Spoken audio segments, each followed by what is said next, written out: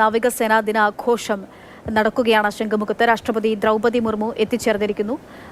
സർവ്വസൈന്യാധിപയെ അഭിവാദ്യം ചെയ്യുന്നതും അത്തരത്തിലുള്ള ഔദ്യോഗികപരമായിട്ടുള്ള ചടങ്ങുകൾക്കൊക്കെയാണ് ഇപ്പോൾ സാക്ഷ്യം വഹിച്ചുകൊണ്ടിരിക്കുന്നത്.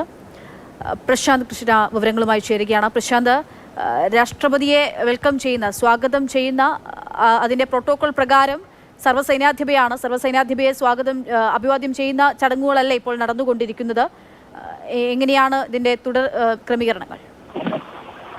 രാഷ്ട്രപതി ദ്രൗപദി മുർമു ഇപ്പോൾ വ്യോമസേനയുടെ ടെക്നിക്കൽ ഏരിയയിൽ ഗാർഡ് ഓഫ് ഓണർ സ്വീകരിച്ച് പരിശോധിക്കുകയാണ്. ഈ ഗാർഡ് ഓഫ് ഓണർ സ്വീകരിച്ച് ഈ സൈനികങ്ങൾക്ക് അഭിവാദ്യം സ്വീകരിക്കുകയാണ്. അല്പസമയത്തിന് തന്നെ ഔപചാരികമായ ആ നടപടികൾ, ചടങ്ങുകൾ പൂർത്തിയാകും. പൂർത്തിയായതിനു ശേഷം രാഷ്ട്രപതി നേരെ എത്തുന്നത് ശംഖുമുഖത്ത് തന്നെയുള്ള ശംഖുമുഖം കടൽ തീരത്തെ നേവിയുടെ ഓപ്പറേഷൻ ഡിമോ 2025 വേദിയിലേക്കാണ്. അതിന്റെ അവിടെ രാഷ്ട്രപതി എത്തുന്നവിടെ പിന്നെ തീരം കാണാനിരിക്കുന്നത് വലിയ നാവികസേനയുടെ കരുത്തിന്റെ കാഴ്ചകളാണ്. ഇപ്പോൾ രാഷ്ട്രപതി ഈ വ്യോമസേന ടെക്നിക്കൽ ഏരിയയിൽ എത്തിയ ഉടൻ തന്നെ INS കൊൽക്കത്ത അടക്കമുള്ള കപ്പലുകൾ, പറക്കപ്പലുകൾ ഇവിടെ തീരത്ത് വളരെ ചേർന്ന് ഇപ്പോൾ എത്തിയിട്ടുണ്ട്. അവ പീരങ്കി മുഴക്കി വെടി ഉതിർത്തുകൊണ്ട് ഔപചാരികമായി രാഷ്ട്രപതിക്കുള്ള ഒരു അഭിവാദ്യം അർപ്പിച്ചു കഴിഞ്ഞിരിക്കുന്നു.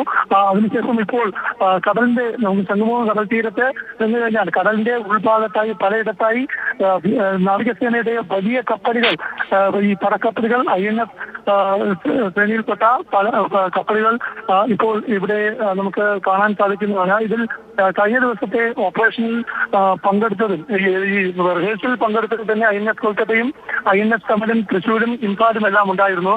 ഇതിന് പുറമെ ഈ നാവികസേനയുടെ കപ്പലിൽ നിന്ന് പറന്നുയരുന്ന ഫൈറ്റർ ജെറ്റുകൾ, ഒപ്പം തന്നെ ഈ സെർച്ച് വിമാനങ്ങൾ, ഇതിനു പുറമെ സെർച്ചിങ്ങിനും ആക്രമണത്തിനും ഉപയോഗിക്കുന്ന ഹെലികോപ്റ്ററുകൾ എല്ലാം തന്നെ നേവിയുടെ ഇത്തരം അസറ്റുകളെല്ലാം തന്നെ ഈ ആയുധങ്ങളെല്ലാം തന്നെ പ്രധാനപ്പെട്ടവ ഇവിടെ ശംഖുമുഖം തീരത്ത് അഭ്യാസ പ്രകടനത്തിന്റെ ഭാഗമാകും. അതിൽ സീക്കിങ്ങും ഡോണിയറും സീഹോക്കും P8 എല്ലാം തന്നെ ഇവിടെ ഈ സന്നാഹത്തിന്റെ ഭാഗമായി ഈ ഒരു യുദ്ധസമാനമായ ഒരു പരിശീലന സന്നാഹം ഇവിടെ ഒരുക്കാനുള്ള തയ്യാറെടുപ്പുമായാണ് കഴിഞ്ഞ ദിവസങ്ങളിൽ റിഹേഴ്സലെല്ലാം പൂർത്തിയാക്കിയിരിക്കുന്നത്. ഇതിന്റെ എല്ലാം രാജാവ് എന്ന് പറയുന്നത് ഞാൻ നേരത്തെ പറഞ്ഞതാണ്. പക്ഷേ INS വിക്രാന്ത് തന്നെയാണ്. ഈ വിക്രാന്തിൽ നിന്ന് പറന്നുയരുന്ന MiG-29 വിമാനങ്ങൾ, അത് ഈ യുദ്ധവിമാനങ്ങൾ, അത് തന്നെയാണ് ഏറ്റവും പ്രധാനപ്പെട്ട കാഴ്ചയും. കഴിഞ്ഞ ദിവസം റിഹേഴ്സലിന്റെ ഭാഗമായി കണ്ടവർക്ക് കൂടുതൽ അഭിമാനം പകരുന്ന കാഴ്ചകൾ തന്നെയായിരിക്കും. വിക്രാന്തിന്റെ കാര്യത്തിൽ നമ്മൾ നേരത്തെ സൂചിപ്പിച്ചപ്പോൾ നമുക്ക് ഇരട്ട സന്തോഷമാണ്. കൊച്ചിയിൽ, അല്ലെ, നമ്മുടെ കൊച്ചിയിൽ തദ്ദേശീയമായി ഇന്ത്യ വികസിപ്പിച്ചെന്ന് പറയുമ്പോൾ നമ്മുടെ കൊച്ചിയിൽ വികസിപ്പിച്ചെടുത്തതാണ് വിക്രാന്ത്. ആ വിക്രാന്താണ് ഇന്നിപ്പോൾ തലസ്ഥാനത്ത് നമ്മുടെ മുമ്പിലേക്ക് എത്തുന്നത് എന്നുള്ള പ്രത്യേകതയുണ്ട്.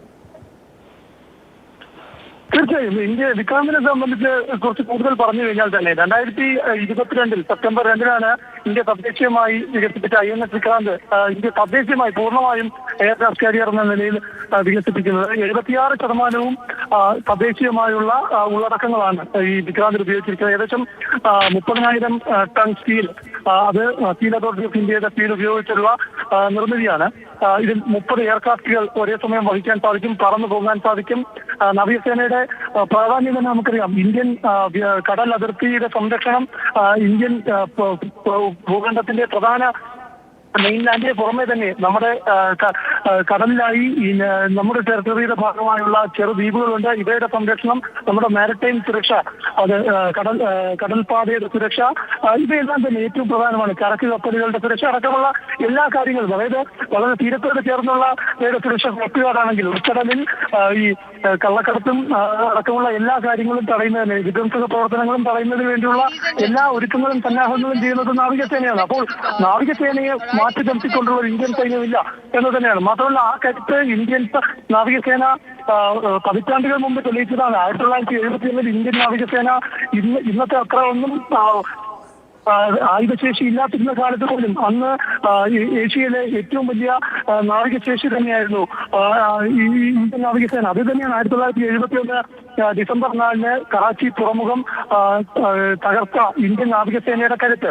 മിസൈൽ ബോട്ടുകൾ ഉപയോഗിച്ച് 1971 ഡിസംബർ 4 നാവികസേനയുടെ കപ്പലുകൾ ബോട്ടുകൾ, മിസൈൽ ബോട്ടുകൾ അന്ന് ഇന്ത്യ പാകിസ്ഥാൻ യുദ്ധത്തിന്റെ ഭാഗമായി ബംഗ്ലാദേശ് വിമോചനത്തിന്റെ ഭാഗമായി കറാച്ചി തുറമുഖം കത്തിച്ചപ്പോൾ അന്ന് ഇന്ദിരാഗാന്ധി ധാക്ക ബംഗ്ലാദേശ് ഇനി ഒരു സ്വതന്ത്ര രാജ്യമാണെന്ന് പ്രഖ്യാപിക്കുന്ന സമയത്ത് 1971 പാകിസ്ഥാനും ഇന്ത്യയും തമ്മിലുള്ള ആ യുദ്ധത്തിൽ അത്രയും വിജയം കൈവരിച്ചതിന്റെ ഓർമ്മയിൽ കറാച്ചി തുറമുഖത്തെത്തി പാകിസ്ഥാനെ എല്ലാ തരത്തിലും പൂർണ്ണമായും തകർത്ത ആ വിജയഗാഥയുടെ ഓർമ്മയിലാണ് നാവികസേനാ ദിനം ഇന്ന് നമ്മൾ കൊണ്ടാടുന്നത്.